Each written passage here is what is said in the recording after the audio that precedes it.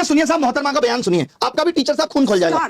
Star teacher, YouTube वाले star teacher, YouTube वाले star teacher, जानना ना कौड़ी, कभी ब्लैक बोर्ड लेकर कुछ एक्सप्लेनर बनाते हैं, खाली व्यूज बटोरते हैं, उटपटांग ग्रैब्स लिखते हैं और उसके बाद से अपने आप को इतना महारथी समझने लगते हैं कि कुछ लोग उनको फॉलो करने लगते हैं उनके तमाशे की वजह से, और फिर वो जाकर जहां पर जो आता है वो बोलते हैं और उसके दम पर फिर वो पैसे वसूलते हैं, छात्रों से वसूलते हैं। बिल्कुल तुम्हारी तरह एकदम बात है। ये जो एक्सप्लेनर बनाने वाले यूट्यूबर्स हैं और जो शिक्षक हैं उनमें फर्क है, वो फर्क सबको समझना पड़ेगा। ये जो आकर पैसों के लिए अपना धंधा बना रहे हैं एजुकेशन को, वो एक तरफ है, और इसी वजह से स्कूल्स, कॉलेजेस, यूनिवर्सिटीज में पढ़ाई नहीं होती है।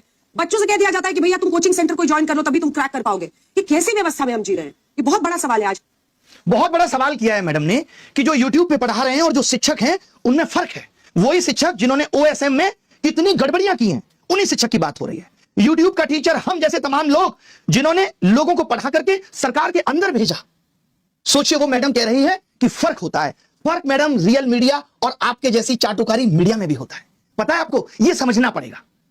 जिस तरीके से आप कह रही ना व्यूज के लिए, आप टीआरपी के लिए किस तरीके से स्टूडियो के अंदर घमासान कराती हैं वो दुनिया ने देखा है कि कोई लॉजिक नहीं, सिर्फ उलूल जुलूल बातें। ये पत्रकारिता है तुम्हारी, इसको नंबर मिलने चाहिए। ये पत्रकारिता है। ये देखिए, झालमुड़ी सिर्फ एक स्ट्रीट फूड नहीं है, एक इमोशन है। ये इमोशन है झालमुड़ी, एक जज्बात है। गजब पत्रकारिता करती हैं। गलियों की आवाज है, रेलवे प्लेटफॉर्म की हलचल है, गंगा किनारे के साथ गुलाब है, जिसमें सरसों के तेल की तीखी खुशबू, सरसों की तेल की तीखी खुशबू, चटपटाहट, उसी की सुंदरता है साहब। एक ऐसी कहानी बनाते हैं जो हर बंगाली के दिल में बस जाती है। जो आपने पोएट्री चिपकाई है ना, कसम से मजा आ गया।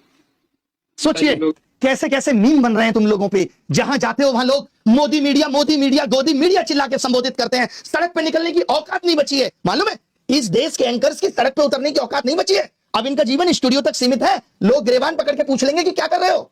आपको तो चौथा स्तंभ कहा जाता था। पिछले साल रैंकिंग 153 थी, इस साल 157 है, और वो यूट्यूब के एजुकेटर्स पे सवाल उठा रहे हैं।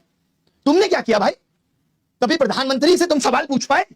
56 इंच सीने के सामने तुम्हारा सीना तो आधा इंच का भी नहीं रहा कि पूछ पाओ देश की क्या हालत है, महंगाई पे सवाल कर पाओ। बल्कि तुम्हारी एंकर्स तो क्या कर रही हैं, ये देखिए साहब, ये है इनकी एंकर्स, और ये हमारे बारे में कमेंट करेंगे। ये देखिए, ये देखिए, ऊपर से देखा जाए तो हमने ऊपर के बजाय नीचे देखा तो नीचे इनके कमेंट पे सिर्फ गालियां थी। 1 मिलियन के करीब फॉलोअर्स हैं, पोस्ट पे 1000 लाइक नहीं है, और नीचे देखा हमने तो सिर्फ गालियां थी।